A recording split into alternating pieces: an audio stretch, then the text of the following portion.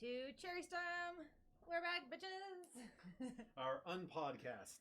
Yes. There shall be no pods. There are no pods here. There's only Casting. Dots? peas. only beans. Okay, sure. Human beings.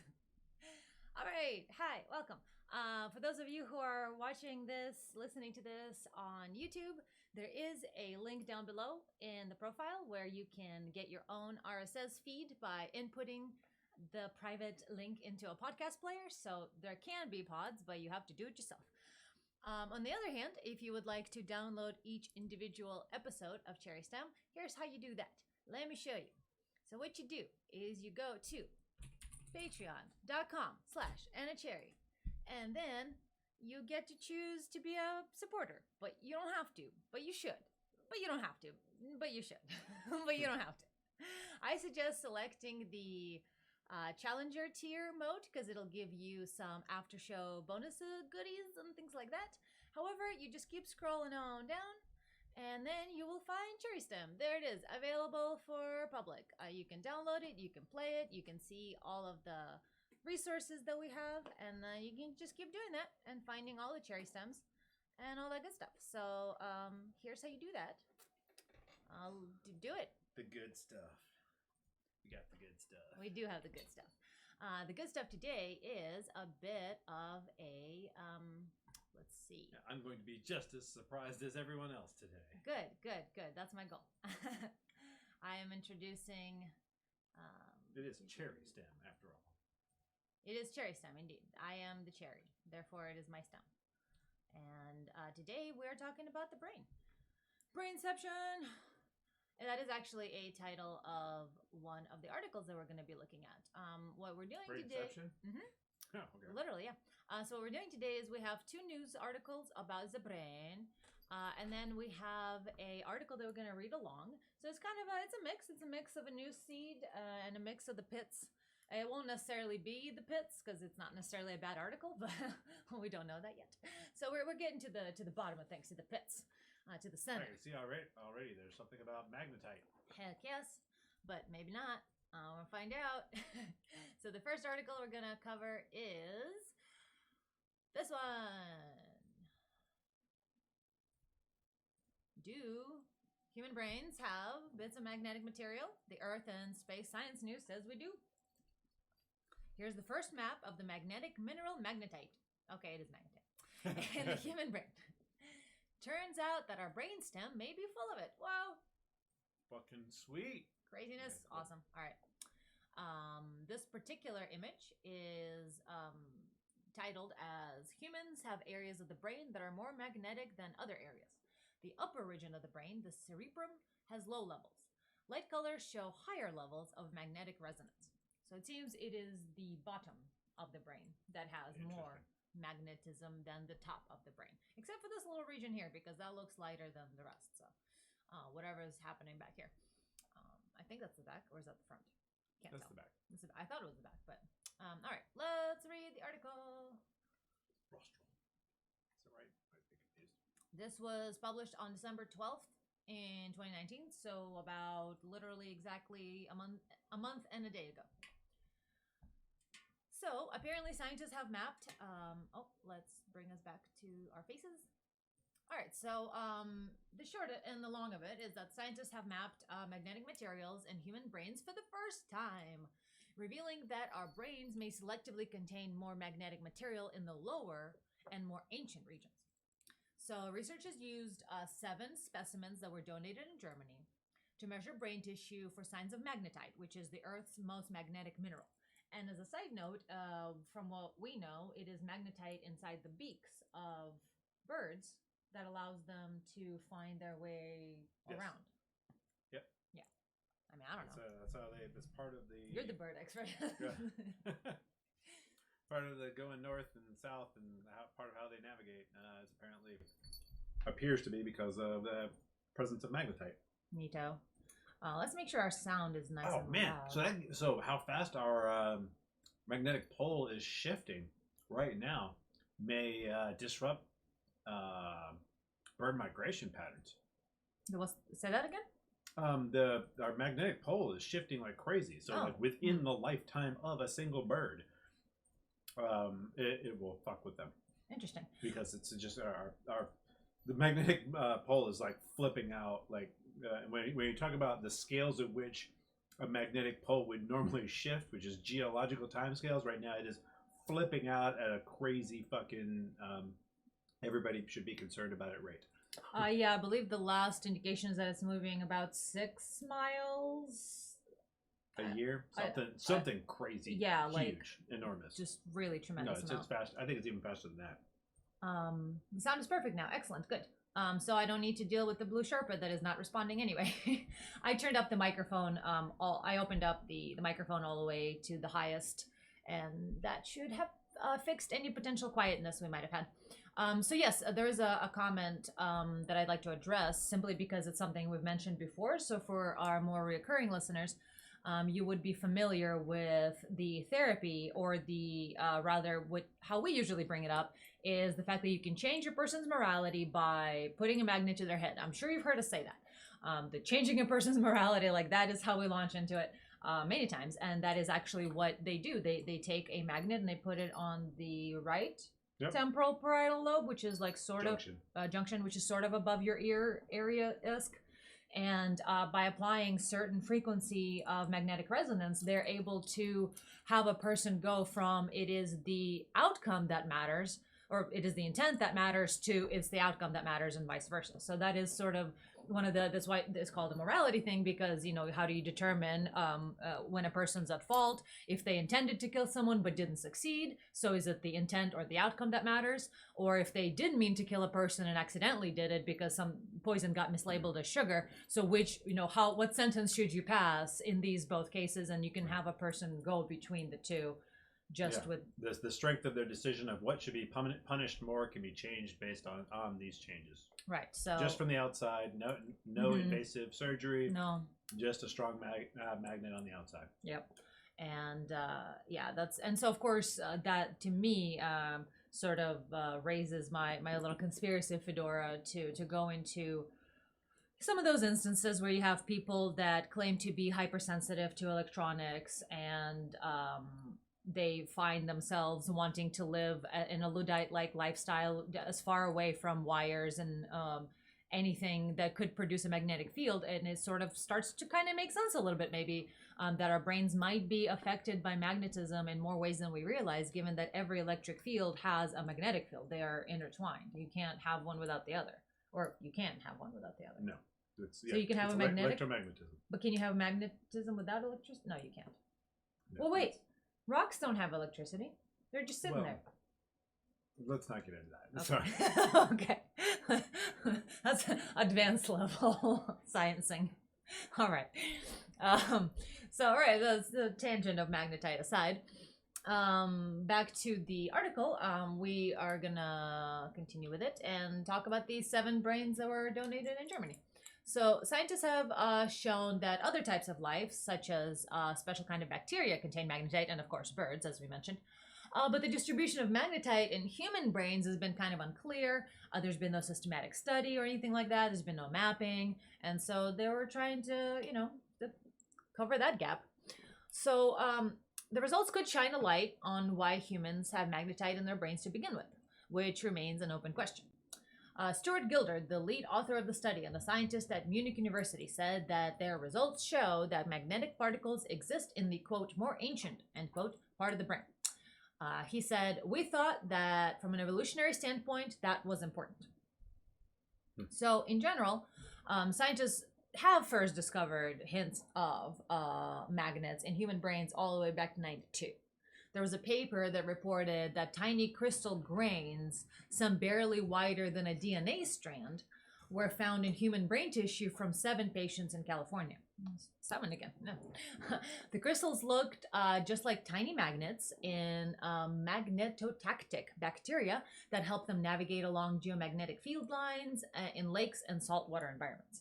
So that's pretty much the only other than, I don't know why they're not mentioning birds, but are mentioning this bacteria that has magnetite in it, which I've never heard of before, so that's kind of cool. Navigating geomagnetic field lines in lakes and saltwater environments by having magnetotactic bacteria. That's cool. But scientists are not sure why or how magnetite gets into human brains.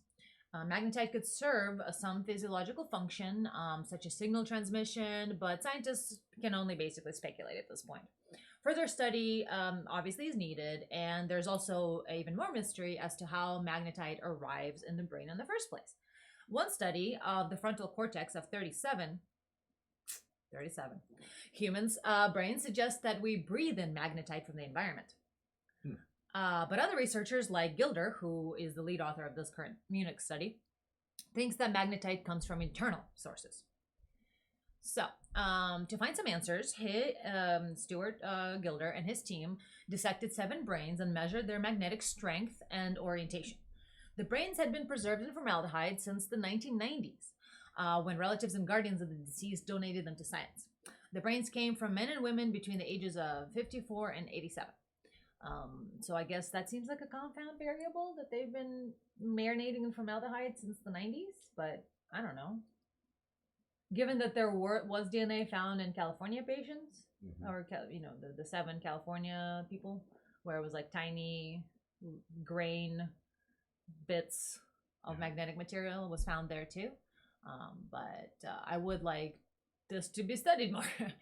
Because this seems like a confound. I don't know. What does? The fact that these brains have been hanging out since the 90s in formaldehyde. Because they could have been absorbing some ambient magneticness. I don't know. No, it's a material, not just a field. I don't know, man. No, it could have been gathering. Who knows what relation formaldehyde has to the brain and what kinds of things. No. Nope. All right. Unless there is somehow magnetite in formaldehyde, which I highly doubt. They rhyme, so you don't know. They could. Then it is irrelevant. It could be. You don't know. But yes, you can basically make a conservative or a liberal on demand. Yep, that's pretty much what that means for the morality thing. Let's see. Gilder typically studies rocks in his lab to ascertain their geologic history, but his latest study was not so different, he says. Quote, Actually, did you know that autism spectrum is related? One of the changes in autism spectrum has to do with modulations of the junction? The right temporal parietal junction. Makes sense. Yeah. Anyway, go ahead. When Gilder studies a rock, well, I mean, it does make sense because autistics can't measure intent. They can only measure outcome. Right. Yeah. Or rather, that's why they can measure intent. Which is why it would specialize in a bit this specific direction of morality. Yeah. When Gilder studies a rock, that's, his quote is, I could essentially apply everything that I do to rock to brains. The scientist cut the preserved brains into 822 pieces. Wow, that's a lot of pieces. 822, damn. And ran each sample through a magnetometer, a machine used to measure records of Earth's magnetic fields in rocks. Magnetometer, best word ever. Magnometer. Oh. No, magnetometer. It may be so. I don't know. Yeah, it has the word magnet. Oh, meter. Oh, yeah. Cool. Magnetometer. Magnetometer. New favorite word of the day. When Gilder studies a rock, he measures its magnetism in 2 steps. First, he tests the rock's natural strength, well, magnetic strength, not just a rock strength, which will typically be low because rocks are bad at creating orderly magnets. Even if rock contains magnetic particles, their dipoles point at random directions, potentially canceling each other out. Second, Gilder uses an electromagnet to apply a strong magnetic field to the sample, and this aligns the tiny magnetic particles so that they all face in the same direction, therefore magnetizing the rock much better. When he tests their magnetic strength a second time, he sees the full strength of the magnetic signal from the rock. Quote, he said that if I measure something that is more magnetic after I've applied a very big magnetic field, that's proof that this material contains magnetic recording particles. Makes sense. Gilder applied the same 2-step technique to the brain samples. The comparison revealed that the human brain had a detectable magnetism after a magnetic field had been applied to the samples. The results show that magnetite was in almost every piece, quote, of the specimen, Gilder said. So the exact pattern is something that they're going to be looking at next. This latest study reveals that the lower regions of the human brain, including the cerebellum, actually, I would like to show you guys this image because you can see all the way down to the brainstem. And of course, the lowest amount, or the highest, wait, what? Yeah, the color. In terms of like the warmer the color, the more magnetite there is.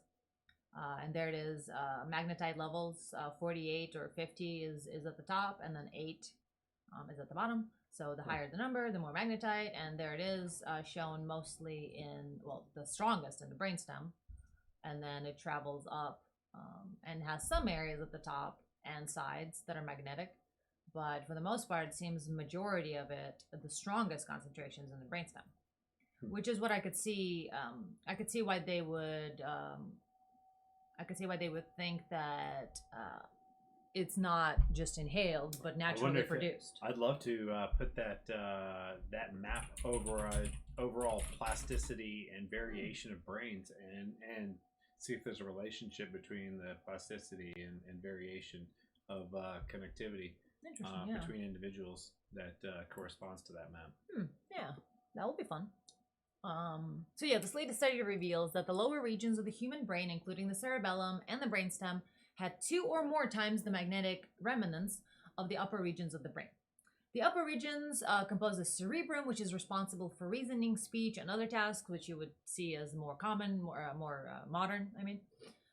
Whereas the lower regions handle muscle movement and automatic functions like heart rate and breathing, therefore more ancient, more the reptilian brain. When they talk about that, they're talking about your brainstem because it, well, not the brainstem, but the lower regions of the brain, because they do affect things like movement, temperature regulation, feeding, just like really basic animal stuff. And then language and symbolism and etc. becomes is layered on top of that. So one of the analogies we had in neuroscience college is the neuroscience college that I went to. One of the analogies they had is like an ice cream cone, and so you have the first scoop is the reptilian brain. Then you add a second scoop, that's the mammalian brain. You add the third scoop, that's the primate brain. And that is actually how the brain is organized. The lower regions are the most ancient ones. So that analogy is a pretty good one. So Gilder said that the patterns emerged in each of the 7 brains, and it showed no difference depending on the person's age or sex. The brainstem had consistently higher magnetization than any other region, although only 5 of the 7 brains had brainstems intact. Joseph Kirschvink, a professor at CIT, California Institute of Technology in Pasadena, who was not involved in the study, said that the work, quote, confirms the biological origin of the brain magnetite, end quote. Kirschvink said that the results in the study closely matched research he had performed in the lab, but the latest research had 100 times more data. The scientists took pains to limit contamination, cutting the samples with a ceramic knife and staging the experiment inside a magnetically shielded room in a forest far from urban pollution. Love that. They removed samples with high levels of natural magnetic strength that could have been polluted with fragments of the saw cutting into the donor's skulls many years ago. Even with the potentially contaminated samples removed, the data still showed an anatomical pattern. Gilder presented the research this month in December at AGU's Fall Meeting 2019 in San Francisco, California. That is fucking wicked. It is cool. Let me look at it for a second. The image? Yeah, no, the actual map. Yeah, the look at that. No, the I want to see the other one. Let's have our audience also look at it, so that they're not just waiting in silence. Yeah. So for those we'll zoom in on who are watching, that slice right there, the bottom one. You got it.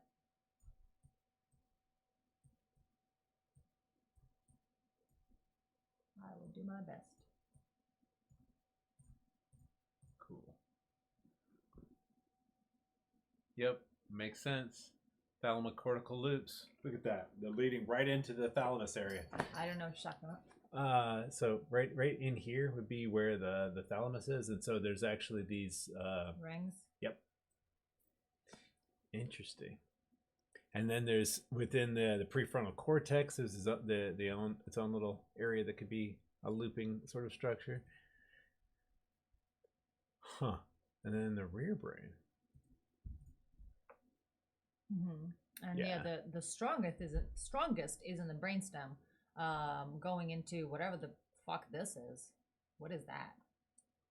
Is that the Uh, cerebellum? yeah, I think so. Okay, because back here is the optic nerve, I guess. Because I thought the cerebellum was back here, but nerve. it's not. I mean, yeah. Well, all the vision center is back here. Yeah. So that's cool. We're gonna look at that more later ourselves. So yeah. See, I bring good things. Yeah, that's awesome. Yeah. All right. So the next one, which may or may not be hogwash, hosh posh, bug bosh. Scientists Hodgepodge of hogwash. Yes. Hello, Kitty. Scientists uncover a never before seen type of signal occurring in the human brain. Whoa. Woo. Science alert. Is it quantumness? I hope not. Quantum space magic. That's been pretty great.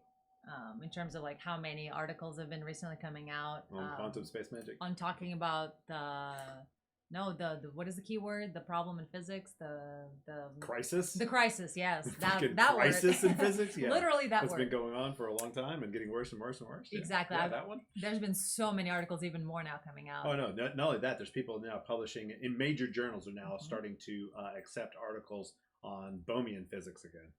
Good. Yeah. You did it! Yay! Yeah. I won't get any credit, but yes. But yeah, you did it. Only the most best historians of our podcast that is not a podcast. Only a fucking AI would be able to figure it out. You calling me an AI? No, I mean a super intelligent AI doing digital archaeology. Oh, what a compliment! Thank you. All right.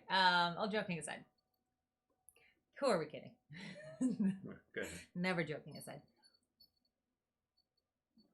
This has been published in January 6th. So, like 7 days ago. Scientists have discovered a unique form of cell messaging occurring in the human brain that's not been seen before. Okay, that sounds cool. That Doesn't sounds it? really cool. It does. Excitingly, the discovery hints that our brains might be even more powerful units of computation than we realize. Oh, yeah, it's called the subconscious, duh. Well, no, not just that. There's like, in the whole AI and that sort of discussion, they call it trans-Turing computation. What's it mean? It just basically means that there's this P versus NP thing that has to do with whether or not something is computable and whether or not you can.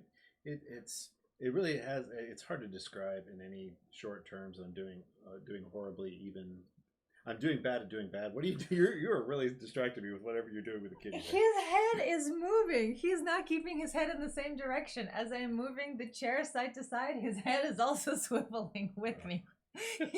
I mean, it's not just sitting in one place. He's changing his head direction. So anyway, there's an issue with linear computation methodology that makes it where there are specific time periods and it's sometimes it's not knowable whether or not something can complete, and there's a variety of issues around computation that make it such that there's theory around whether or not something can be completed in much greater times, and this is all surrounding the whole idea of quantum computing and all of that. So when we look at human brains, they seem to do computations that are faster than our current linear methodologies.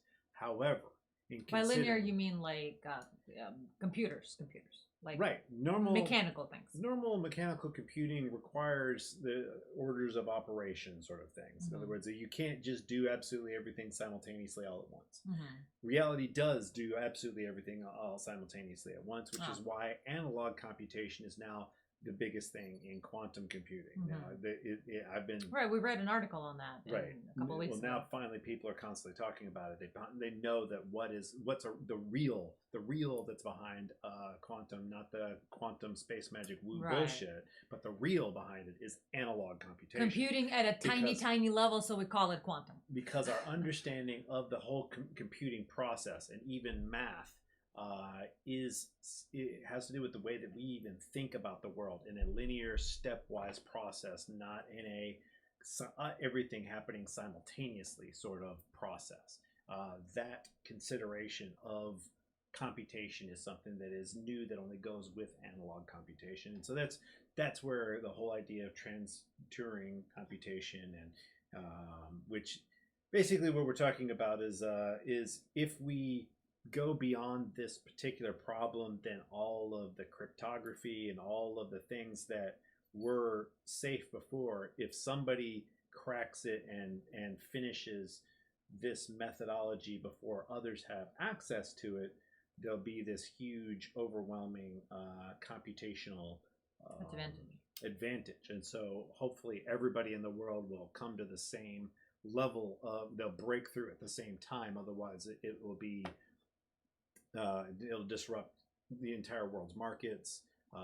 You know, you won't be able to buy things online securely at all. There'll just be this, you know, all the transactions that happen, you know, on the, you know, in the markets. That'll all Wall Street. Yeah, well, it'll all be fucked if you don't have security being provided by that same level of computational power, because it's such a ginormous step. But so there is this question and of whether or not human brains are capable of a type of computation that is far greater than what we normally do in our mathematical models and in our regular methodology of computing. And so that's kind of what this subject matter is about. But go ahead and continue reading. Cool. Researchers from institutes in Germany, again, and Greece uncovered a mechanism in the brain's outer cortical cells that produce a novel graded signal all on its own, one that could provide individual neurons with another way to carry out their logical functions. By measuring the electrical activity in sections of tissue removed during surgery on epileptic patients and analyzing their structure using fluorescent microscopy, the neurologists have found individual cells in the cortex use not just the usual sodium ions to fire, found cells that used not just the usual sodium ions to fire, but calcium as well. This combination of positively charged ions kicked off waves of voltage that had never been seen before, referred to as calcium-mediated dendritic action potential, or the DCAPs. And that's something we mentioned the other day, calcium for motor neurons and things like that. We were recently talking about that, but not here. Brains, especially those of the human variety, are often compared to computers. The analogy has its limits, but on some level they perform tasks in a similar way. Both use the power of an electrical voltage to carry out various operations. In computers, it's the form of a rather simple flow of electrons through intersections called transistors. In neurons, the signal is in the form of a wave of opening and closing channels that exchange charged particles such as sodium, chloride, and potassium. And they're talking about along a given neuron, a single neuron. So we're still in this methodology. This pulse of flowing ions is called an action potential. Thinking of individual neurons separate from the collections of them. Yeah. So go ahead, continue. Instead of transistors, neurons manage these messages chemically at the end of branches called dendrites. Quote, "The dendrites are central to understanding the brain because they are at the core of what determines the computational power of single neurons," end quote. True. Humboldt University neuroscientist Matthew Larkham told some guy somewhere. Told Walter Beckwith at the American Association for the Advancement of Science. We know that place. Dendrites are the traffic lights of our nervous system. If an action potential is significant enough, it can be passed on to other nerves, which can block or pass on the message. This is the logical underpinning of our brain. Ripples of voltage that can be communicated collectively in two forms. Either an AND message, if X and Y are triggered, the message is passed on, or an OR message. If X or Y is triggered, the message is passed on. Arguably, nowhere is this more complex than in the dense, wrinkled outer section of the human central nervous system, the cerebral cortex. The deeper second and third layers are especially thick, packed with branches that carry out high-order functions we associate with sensation, thought, and motor control. It was tissue from these layers that the researchers took a close look at, hooking up cells to a device called a somatodendric patch clamp to send active potentials up and down each neuron, recording their signals. "There was a eureka moment when we saw the dendritic action potentials for the first time," said Larkham. To ensure any discoveries weren't unique to people with epilepsy, they double-checked their results in a handful of samples taken from brain tumors. While the team had carried out similar experiments on rats, the kinds of signals they observed buzzing through the human cells were very different. More importantly, when they dosed the cells with a sodium channel blocker called TTX, tetrodotoxin, they still found a signal. Only by blocking calcium did all fall quiet. So I think we have to step aside for a minute to cover that normally the calcium has nothing to do with neurons in the brain. It's usually only motor movement. So finding calcium at all as a signaling molecule in the brain is weird. I mean, right? I don't remember that specific. That is my impression. Delineation. I mean, I could go into principles of neuroscience It's under literally underneath your monitor right now. Yes, I could go in there, but it would make a lot of noise. But yeah, I'm pretty sure calcium specifically activates muscles, and only muscles. And it's sodium, potassium, and maybe chloride, but mostly sodium, potassium that modulates the action potential, which is how neurons fire. So they're not really saying anything about it, but yeah, what do they mean by the dendritic action potential? Because, right, the fact that the dude action said potential goes all the way down the axon. Right, the fact that dude to said the dendrites. So what are they saying?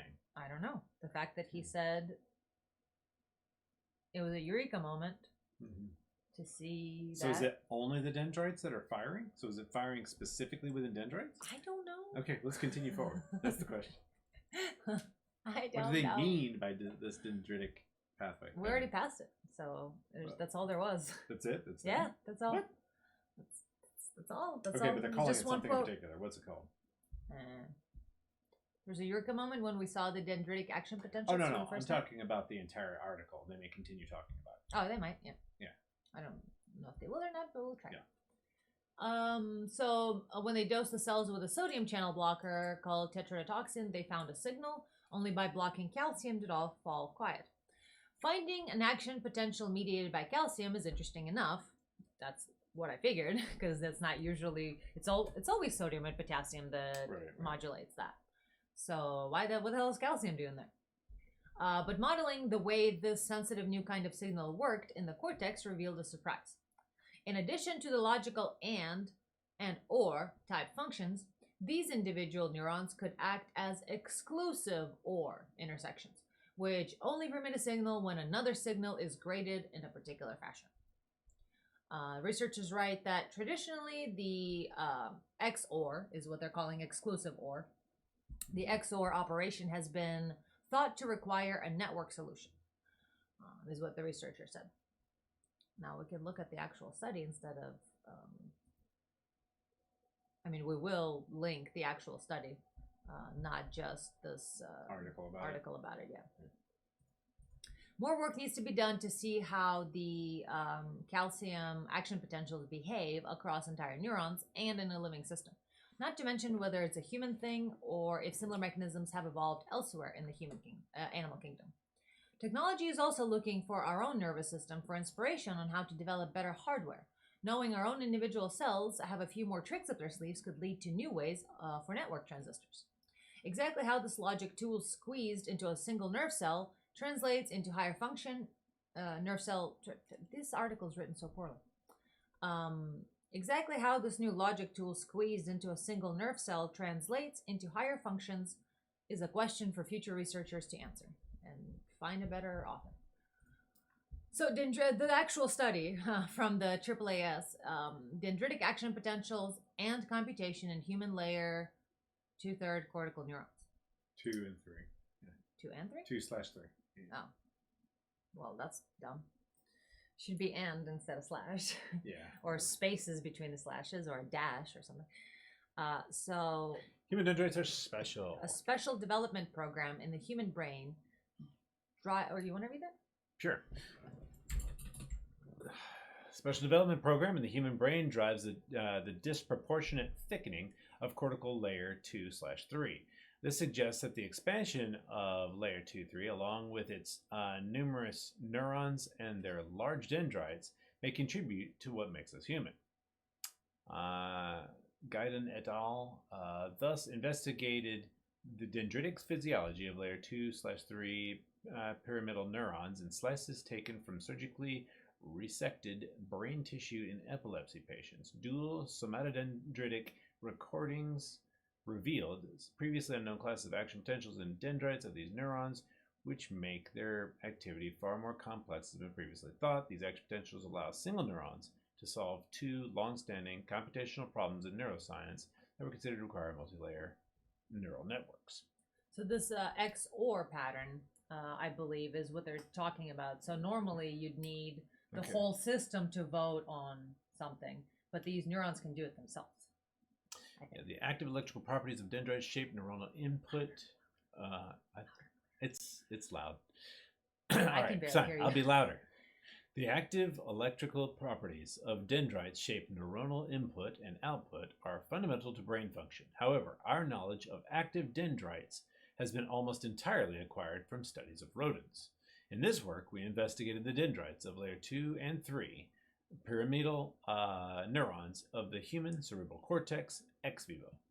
In these neurons, we discovered a class of calcium-mediated dendritic action potentials, whose waveform and effects on neural output have not been previously described. In contrast to typical all or none action potentials, D-caps were graded. Their amplitudes were maximal for threshold level stimuli, but dampened for stronger stimuli. These D-caps enabled the dendrites of individual human neocortical pyramidal neurons to classify linearly non-separable inputs, a computation conveniently thought to require multi-layered networks. Conventionally, yeah, that makes more sense. It's awfully convenient. So let's see. So teal deer there is no calcium-mediated action potentials, as far as we thought. Now suddenly we're like, oh shit, there are.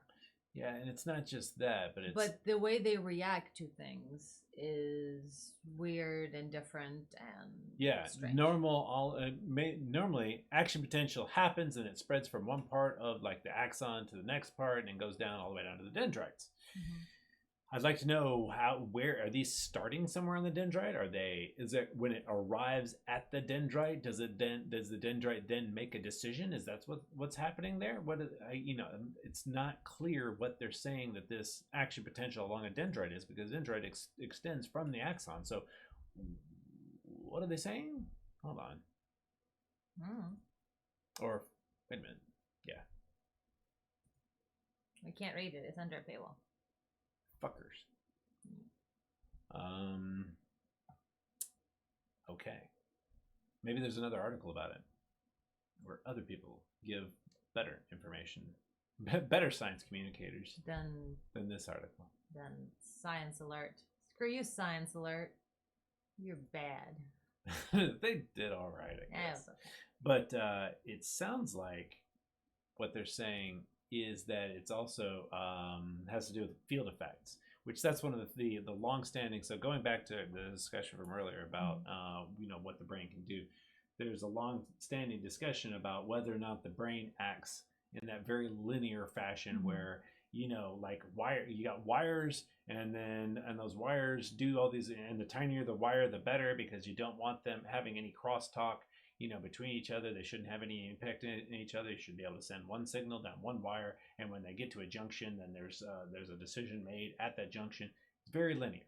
However, in an analog computing sort of regime, what you would have instead is the fact that when you've got electricity traveling down a wire, there is a magnetic field induced in that wire, which is around it. If two wires do not have any kind of shielding, you can induce electrical potential. You can basically change what's going on in the other wire simply by sending electricity down an adjacent wire. Unshielded. Right.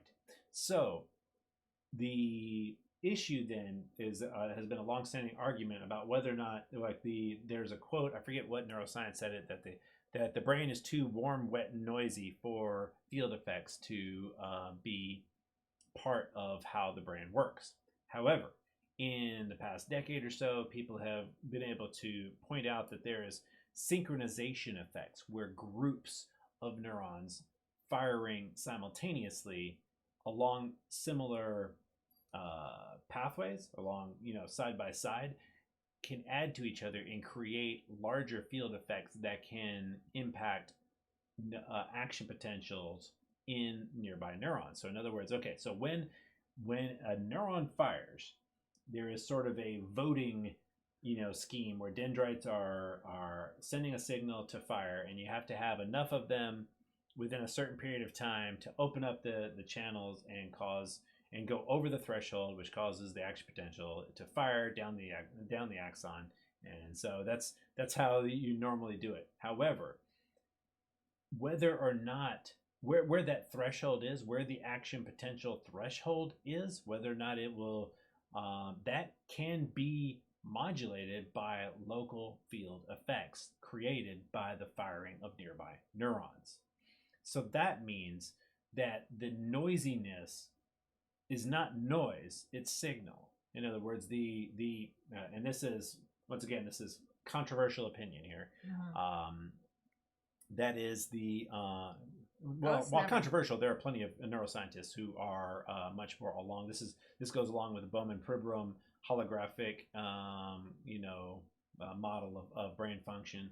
But so the idea is that the local firing causes sort of like a membrane of a field that has to do with how those neurons are synchronized and firing, and then that can impact as the field is going over a given neuron. That can change. It can bring it up or down in the likelihood that it will fire, because the local electromagnetic field is changing what the action potential threshold is. And you're speculating that it might be those calcium channels that are doing it. Because I don't think we had enough information to even go anywhere with this. Yeah. So yeah, this is just what they're talking about is yet another one of the linear elements, but you have to have both the linear and the nonlinear elements working together to be able to accomplish any kind of new computing regime. They're basically seeing the brain under the terms of our most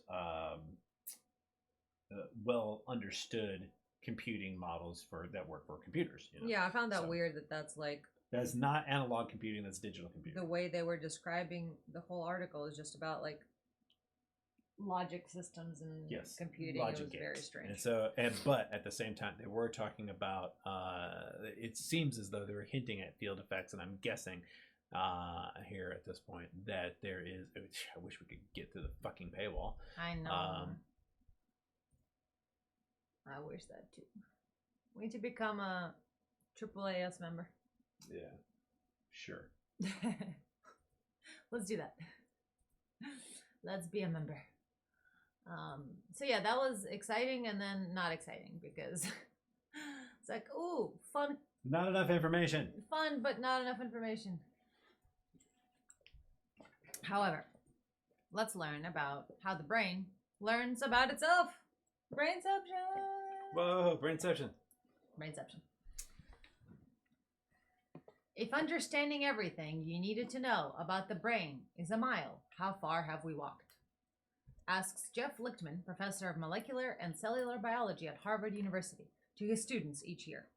Some students guess about 3/4 of a mile, others suspect perhaps a half or a quarter of a mile. Professor Lichtman's answer? About 3 inches.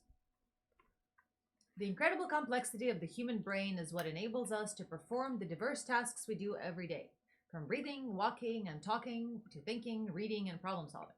At a fundamental level, this complexity is due to the intricate structures of the nearly 100 billion cells that make up our brain, neurons. One of the many incredible capabilities of our brain is remembering. Take a moment to close your eyes and think about a place you love, somewhere that makes you happy.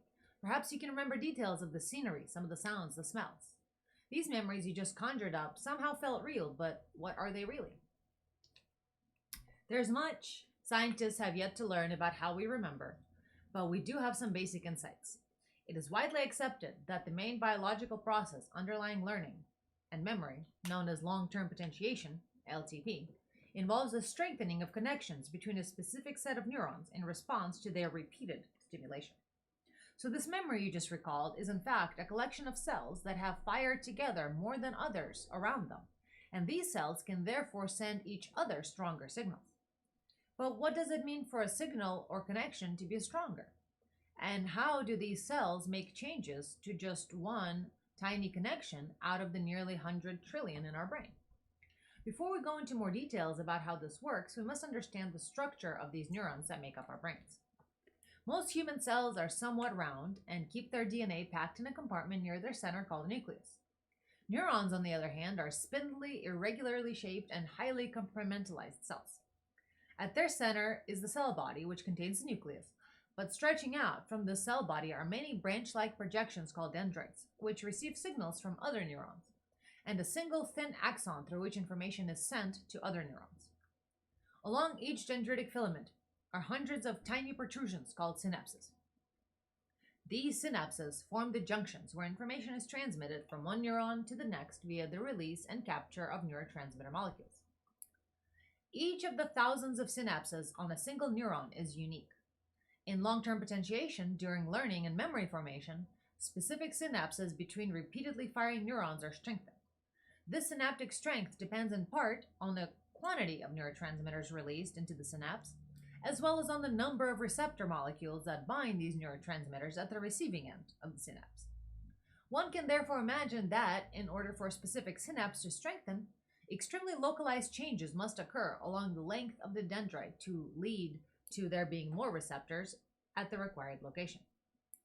Membrane receptors and the signaling molecules inside cells with which they communicate all fall into the family of molecules known as proteins.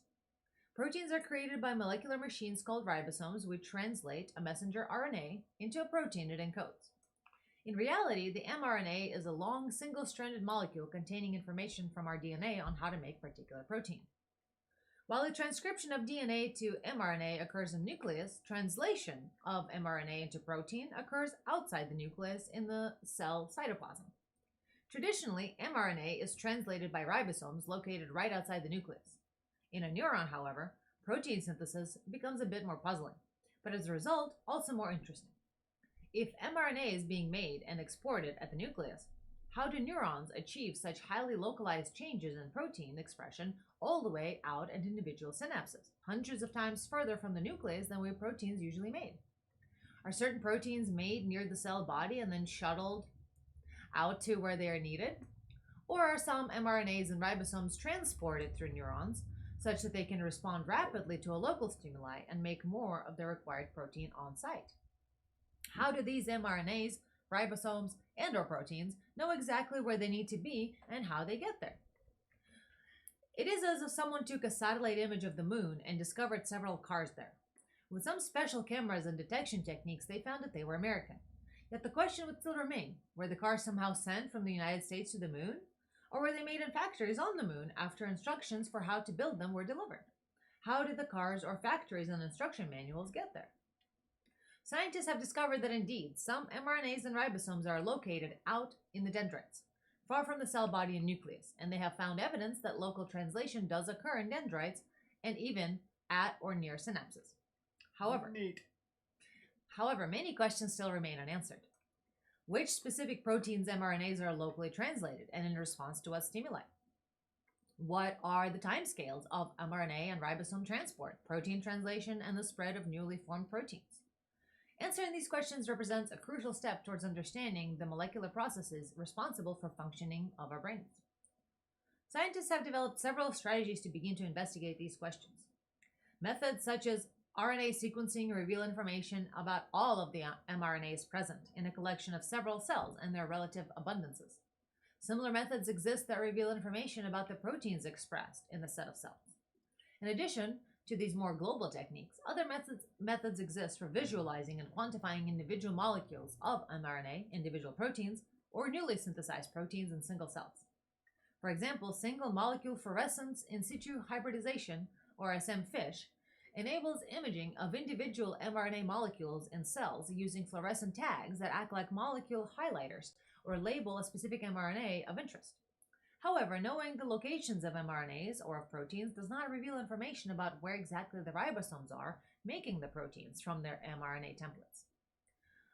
This author, I work at the Tyrrell Lab at Caltech, where recent graduate Dr. Kelly Burke developed a fluorescent assay to detect ribosomes interacting with mRNA, which adapts the SM fish to visualize and characterize the translation of mRNA. Essentially, to study the translation of a particular protein, we use similar molecular highlights to tag all of the mRNAs that encode it, as well as ribosomes interacting with those mRNAs that produce the protein. More precisely, in Flareum, fluorescent probes are designed to interact with and label mRNA, and a separate set of probes detect the interaction between ribosomes and the mRNA. These probes are all short, single strands of DNA that are complementary to, and therefore bind to, sections of the mRNA of interest. Each set... Nope. I'm trying to kill your alarm. I can't. There you go. Yay, thank you. Each set of highlighter probes fluoresces a unique color, and much like real highlighters, when they label the same molecule, they overlap and give off a new color. Using confocal microscopy, a form of fluorescence microscopy that enables 3D imaging of objects, like individual neurons, we can observe bright signals from the mRNAs, red, and see where in the cell it overlaps with the signal corresponding to mRNA-bound ribosomes, green, to produce a yellow spot. By counting the number of overlapping yellow spots in our image, we can determine how many of the mRNAs are being translated by ribosomes to make new proteins in a given moment of time. The goal of my work is to use Flareum in neurons to answer outstanding questions about local translation in neurons. I intend to examine translation in dendrites, at synapses, and eventually in axons, which have not been as widely studied. I'm currently working with mouse neurons from the hippocampus, a region of the brain involved in learning and memory, to investigate mRNAs that are suspected to be locally synthesized in dendrites. A couple of these genes, such as ARC and CAMKI2-alpha, are of particular interest. ARC interacts with other proteins in neurons to help regulate the levels of certain receptors at synapses. CAMKI2-alpha, on the other hand, chemically tags receptors and other proteins to make some receptors bind neurotransmitters more readily, or to increase the number of receptors at a synapse. By causing changes in the amount of or type of receptors at synapses, these genes help alter synaptic strength and are therefore implicated in long-term potentiation. Intriguingly, both ARC and CAMK2-alpha have both been shown to be necessary for proper learning and special memory formation, and mRNAs for each have been found in dendrites. Thus far, we have shown that Flareum works in neurons, and we have used it to detect translations of a widely expressed structural protein in cells, beta-actin, as well as CAMK-alpha and ARC in the cell's body and the dendrites. Furthermore, we have been able to confirm a known increase in translation of the two genes that occur in response to neuronal activation by growth factor protein known as the brain-derived neurotrophic factor, BDNF. With these promising initial results for the application of Flareum to neurons, we are now looking towards investigating proteins whose pattern of translations are less well understood. In particular, we're interested in using this technique to determine the extent of local translation of glutamate receptors. Due to their prevalence and role in binding glutamate, the most abundant neurotransmitter in the brain, these receptors are implicated not only in learning and memory, but also in various neurological conditions, including epilepsy, Parkinson's disease, and multiple sclerosis. We will use different methods of stimulating the cells to see what may lead to an increase or decrease in the local translation of these glutamate receptor subunits. Today, many diseases, including many cancers and brain diseases, are treated with therapies that have been found to cure patients but whose mechanisms of action are unknown. This often leads to undesirable and at times harmful or deadly side effects. By gaining a deeper understanding of how the molecules and cells in our brains actually work and interact with one another, we can intelligently develop new, more effective cures to neurological diseases and physiological disorders. One of the most exciting... I find it extraordinarily sad that they have to explain that in this article, that understanding is better than throwing shit at a wall and seeing what sticks and building your your knowledge superstitiously. But that's been the convention for a while. It has been a convention, in especially neuropharmacology. and in physics as well. It's the knowledge.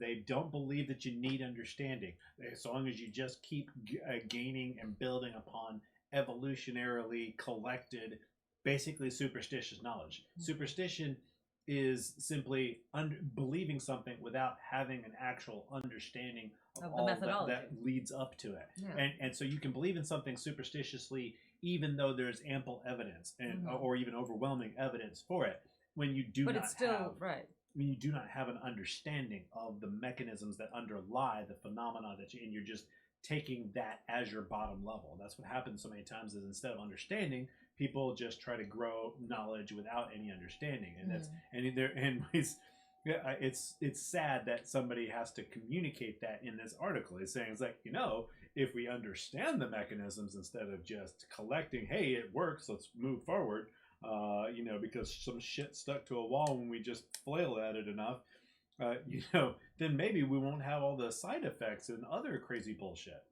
And it's like, yeah, that's exactly right. And it's sad that is a constant problem in science. So we have to say, you need understanding, not just knowledge. Knowledge is for computer brains, okay? We need people brains, things that understand, not AI. You don't need to make yourself into a poor AI. The last paragraph is cute. One of the most exciting and remarkable things about this field of research is that, fundamentally, my brain is learning about itself through my work. As you reach the end of this article, some of the neurons in your brain have undergone the process I have described here. Perhaps they have made new connections or strengthened existing ones and formed new memories by encoding information about themselves in your brain. BrainCeption! Wow. The interesting thing, and so this was written in 2018. It is the oldest article we have. Oh, okay. Because we had an article and we had news stories, so the news ones were like last month and this month. But this is an article that I found interesting, and that basically, for those who have stuck around through the first two news things, got to put what they learned in the beginning of the show into more context by learning about how the brain works on a basic level through this article. So I appreciated it, giving an exposition, of how it works. But what I find interesting is one of the comments here from Paul Adams that says, the article is nice, but misses the main point: synapse-specific calcium signals generated by coincidence spikes. It's still not clear whether standard explanations are adequate for the accuracy required. So it's funny that he's pointing out when the calcium thing. When was that comment made? 4 weeks ago. But that's still before the most recent article. But he probably heard about it. That article... It was published a week ago. Was it? Yeah. Maybe just heard about the other people doing... All right. The calcium has been found in rat brains. Mm-hmm. So it has been found in rodents, but never before in humans. Read that comment again. It's somebody, an associate professor at UTMB and a professor at the Stony Brook University. So he probably knows people who know people. He probably knew. Right, yeah, go. The article is nice, but misses the main point. Synapse-specific calcium signals generated by coincidence spikes. So I don't know what he's talking about. With the addition of coincidence spikes makes it weird.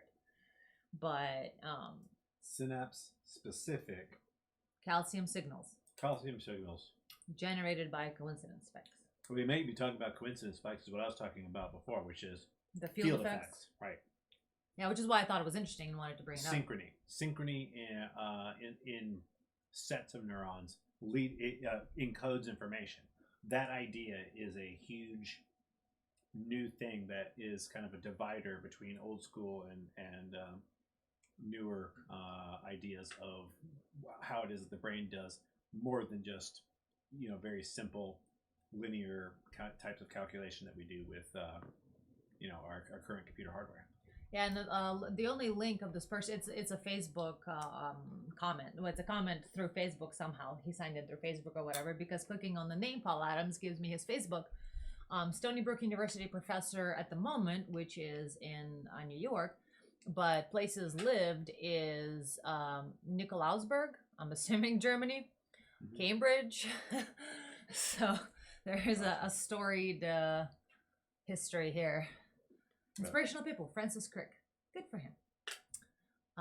But yeah, so anyway, he is clearly an academic and therefore probably knows of the calcium mediated action potential. What specifically was calcium mediated action potentials in where, though? I wish we had that article. Access to the entirety of the dendritic action potentials and computation in human layer 2 and 3 cortical neurons, damn it. The idea that they can keep something behind a paywall indefinitely is fucking criminal. Is it indefinite? Yeah, no, it's fucking indefinite. There's articles from like the 1950s I can't get to. Ah, it's the worst. That is not fun.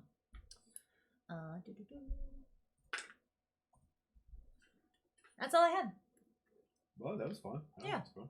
Short and sweet, to the point. I mean, they all kind of led into each other. With the whole magnetite thing, it really fits with my point about there being this general Field. Yes, right. The field effects, and when you have, so one of the other things that that is kind of commonly known as a method for short-term storage of information is through the astroglia and what's called there's the gap junctions between astroglia allow ion concentrations to slowly shift from one to another and stay kind of, they don't instantaneously change nearly as fast as, like, you know, how an action potential travels through a cell really quickly.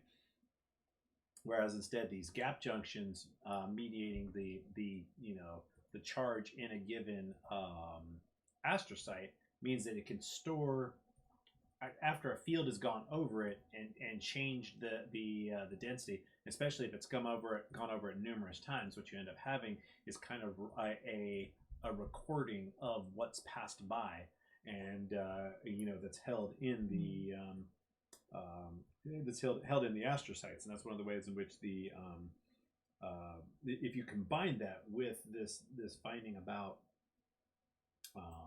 magnetite, I was hoping that they would say what cells were holding the magnetite, and I would guess that almost certainly it's in the glial cells, and that it's not in the neuronal bodies. But so therefore, I think that what happens is you kind of have these pathways in the brain that are much more variable than neurons. That's the reason why we can accomplish very short-term memory-based tasks. In other words, how is it that you keep a context of what you're thinking about over a period of time? What generally guides that? And I think it has to do with field effects and the slower actions of the brain that are not as widely understood as the more linear systems. Right. It's our analog systems that are very important. I mean, the digital systems that are at the bottom level are, of course, important for very specific, detailed decision making. Those critical junctions. But what causes the overall trajectory of things? What subtly influences the network is not.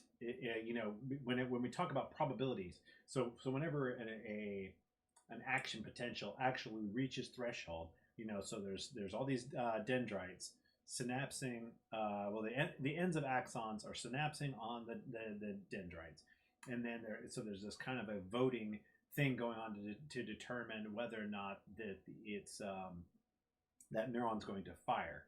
There's always some level of synapse firing occurring, and it's only once it gets to the threshold that actually causes the whole neuron to fire. So we see that as kind of a random thing. However, what if our idea of the randomness of it is kind of incorrect, and there's more data there happening that will be better understood through these more analog computing processes. In other words, there are subtleties that, yes, at the bottom level there are these go no go types of specifics, but those go no go specifics are dependent upon much more soft probability. Right now we use probability as because certain complex things, all you can do is treat it with probability because there's too much complexity to it. But right, I find that the whole thing is kind of ironic that we're having to use linear methods, extremely linear, one protein at a time, linear methods to discover and figure out the action the gross action, a gross combined action of the larger system. Right, which And is that's completely nonlinear. And that's the problem that you have a difficulty connecting. That's like you can go through an engine, for instance. Let's say I love the analogy of engines, and people kind of tease me sometimes about how much I talk about engines. But the every single part in an engine can be functional, perfectly functional at its job. However, if the timing of the engine is off, or if the parts are not perfectly aligned, then the engine won't work. Right. And so the same thing would be true. You can, when you're focused on these finite things, understanding the larger scale coordination dynamics, to use a word that recently came up in one of my groups, is just as crucial as those specific more finite things. And so we often tend to get lost in the details, and therefore we can't see the forest for the trees. Yeah, and to add a note to, as we mentioned earlier, you can, by applying magnet to an outside of someone's head in a specific area, you can flip their judgment of outcome mattering versus intent mattering, and that is a very specific thing that you can do. And so the question is, how dangerous is it to allow that kind of technology to exist? Well, my argument would be that affecting the brain with a magnet is a very predictable and specific change. Affecting minds with words and ideas, that's where the mind control is. It's not in the magnetics, it's in the words, it's in the ideas, it's in, as we were saying earlier, the loops. What loops are you most frequently running through? Whether by your own thinking or by listening to other people tell you things. And the problem is, most people think that their thoughts come from magic juju, and or themselves purely. Right, and they don't believe in any kind of unconscious or subconscious mind, because they don't believe that the thoughts that are coming to their mind now had all of these subcomponents and went through a machinery and were type predetermined of process. A couple of seconds ago. Right, and it's or longer. Right, or much longer. Much longer. Yeah, and so that there are all of these various. It's basically, you have to see your brain more as a factory, and that thoughts are going through all of these sub-assembly processes under the before they even get to what you think of as your conscious self, your mind, and you're not aware of those sub-processes that are tens of thousands. It's like the conscious mind is like the inspector at the end of an assembly line. It's like you kind of make these go-no-go decisions on whether or not this thought that has arrived at your inspection station is good or bad.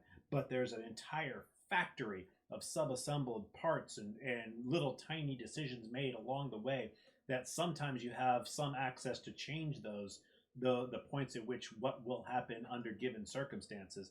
But for the most part, you're doing the go-no-go. You're not part of that entire factory's work. No. Because it's so much of it has to do with your beliefs, has to do with, there's an amazing amount of what your beliefs about reality have to do with the language that you speak, because of the way in which you think of certain words and how they are connected to other words, and what their etymology is, and you have this inference and understanding underneath the surface that gives a general vector to the way that you will position your thought patterns. And so that's why like people who are non-English speakers, you can detect them even if they speak English perfectly, because the non-standard way in which they will use language will be somewhat unfamiliar to somebody who only speaks one language for the most part.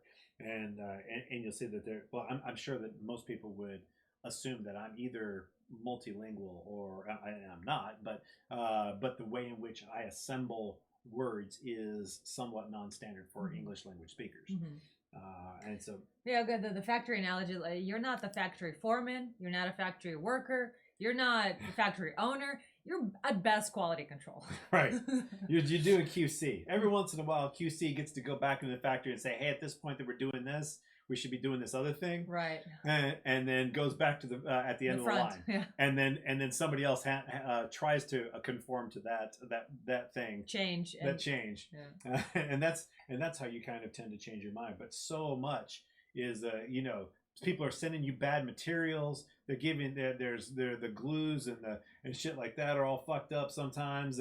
Sometimes there's a shortage of certain materials. There's so much fucking going on back there. Sometimes the workers are on strike. Yeah.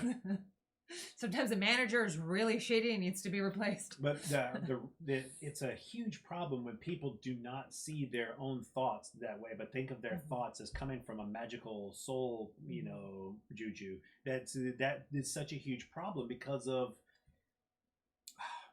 there's so many things that relate to understanding that your thoughts come from somewhere and are a combination of a tremendous amount of other data, and that leads to your thoughts. It's not, your thoughts are not magic. You're not magic on the inside.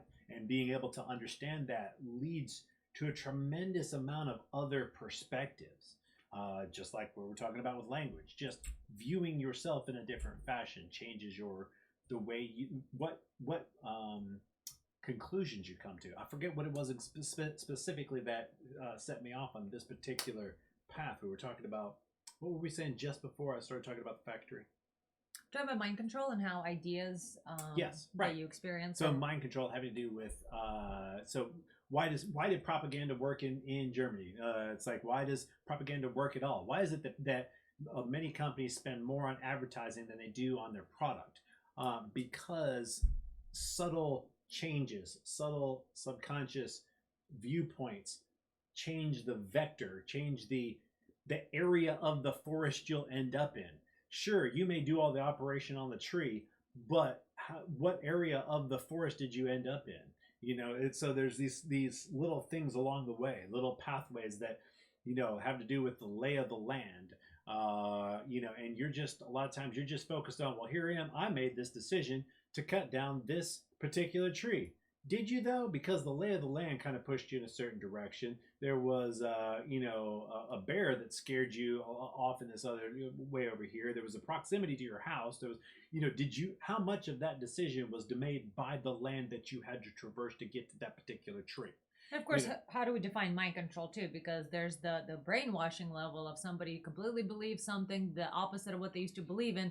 That's nonsense. That doesn't work unless you're looking for an excuse or you're leaving yourself open to that possibility. It's like there's hypnosis. a certain amount of torture, et cetera, that you can Yeah. sort of do some of that, but it's really more about subtlety. Subtle control is far more powerful than that kind of direct, overt, huge change. Right, so there's making small changes is the power, not the big changes. That's the unfortunate thing that most people really don't understand, is that they think you got to make this gargantuan change for it to be a change. And brainwash somebody, but you don't realize there's low levels of mind control that exist every day around us. Yeah, constantly.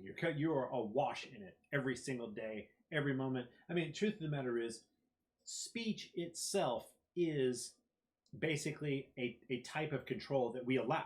We allow people to influence what our mind is doing at that moment by listening to them, and then we make decisions about it. We have attention to the fact that we've allowed them to control the processes of our mind during that period. We've kind of assented to it, but everything we're experiencing, and there's a lot more going on there under the surface that we don't have the time to consider in each moment. There's just not that much bandwidth to consider that many different things, and how one set of data is going to impact another set of data, how various subtle ways in which something is presented to you will give you a certain perspective about that situation. And so it's just I guess a lot of subtlety. The people who don't believe in the subconscious mind are very much more open to subtle control. They don't know that because they believe by open, you mean like leaving themselves open to Oh yeah, they're completely leaving themselves open to subtle control because they don't believe subtle control exists. So therefore they're never watching for it. Right, because they think their brain is magic, and every decision that they made was completely right then. They did it, and the only thing that happened in that moment is them making a decision, and they don't understand what a decision is. And I will attempt to find and link right here, right now, in the upper right-hand corner, a card for a CherrySTEM that we did called Elephant in the Brain, where we discussed, I think that's what it was called, might be called something else, but we discussed the ways in which the brain makes decisions for you long before it enters awareness. There's some fun studies on that. Yeah, somebody just the other day said in some email That's like, oh, it's just ridiculous that the idea that someone could know more about your thoughts than you do. It's like, that's simply empirically false. Okay, Yeah. we readily and have many experiments that show in a very simple, straightforward, direct fashion that you can know more about a brain than that brain knows about itself. Mm-hmm. It's like it's and the thoughts going on in it, of course. Yeah. So it's just that is an implicit absurdity that's been culturally felt by people, especially religious people, for thousands of generations. This idea that I am in control of my brain. What else is in control of my brain? I know absolutely everything within my domain of me, because I right now sense all of me, but that's just not true. You don't sense all of you. Mm-hmm. All of you is not available to that topical you that is the conscious, awake mind. Yeah. Otherwise, who is it you're struggling against in your dream? Who surprised you and scared you inside your own fucking head? Mm-hmm. You did. That's who. So I can do that if there's just one of you. Right. And on that note, speaking of you enjoying this episode, because you did, and it was great, and you loved yourself, and you loved us, and we all love each other, and it's awesome. Also, we cursed shit, fuck, cunt, motherfucker, and tits. I bet you don't see that on YouTube these days, do you?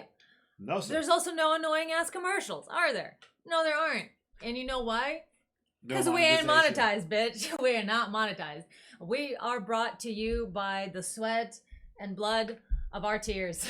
and Our tears bleed. And you can help us by joining patreon.com/AnnaCherry. Select a membership level.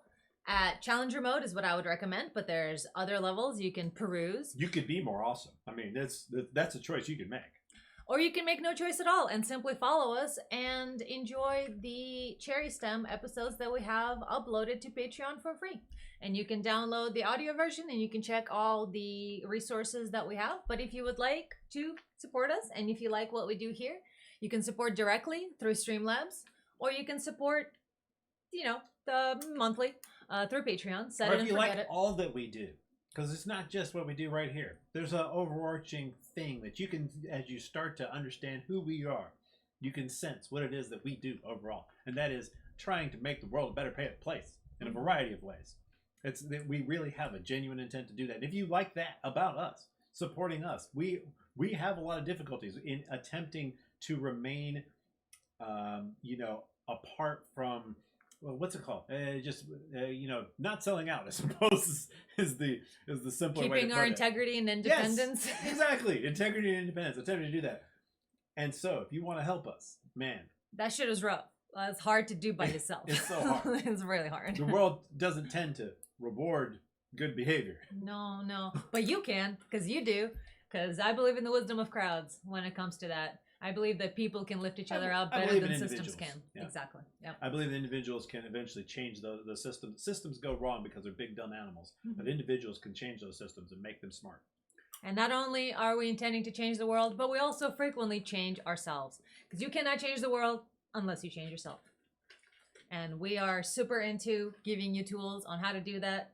Come grow with us. Join our Discord. There are special rooms for patrons, but everyone's welcome. Check out all the links down below and come join us. And thank you. And we will see you next Monday, God willing. Good night. Peace.